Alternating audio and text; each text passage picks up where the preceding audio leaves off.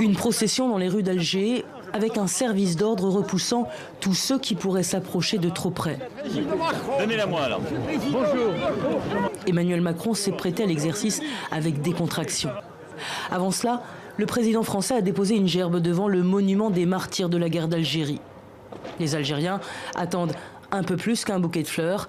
Ils attendent des excuses pour les 132 ans de colonisation et une guerre d'indépendance particulièrement sanglante. C'est la première des choses qu'il devait faire parce qu'il a promis de faire des excuses au peuple algérien, et bien il doit le faire. Emmanuel Macron, qui avait reconnu pendant la campagne présidentielle que la colonisation était un crime contre l'humanité, n'est pas allé sur le terrain de la repentance ou du pardon. Il n'y a pas chez moi de repentance. Oui. Je vais aller au bout du raisonnement. Il y a un espace, celui de la reconnaissance mutuelle, qui n'est ni le déni, ni la repentance.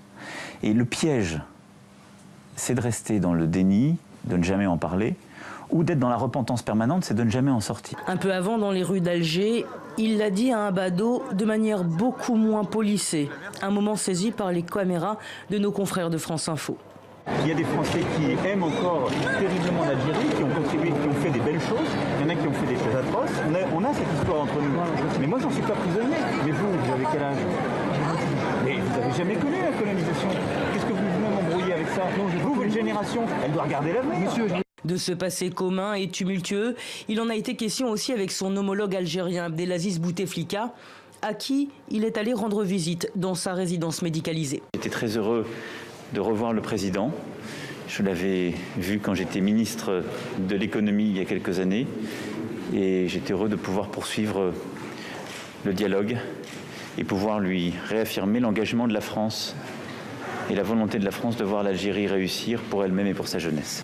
Emmanuel Macron a réitéré sa promesse de rendre à l'Algérie 37 crânes de résistants tués au XIXe siècle et entreposés depuis au Musée de l'Homme à Paris. Puis, il a été question de partenariats économiques, de migration, de lutte contre le terrorisme au Sahel, lutte dans laquelle la coopération pleine et entière de l'Algérie est incontournable.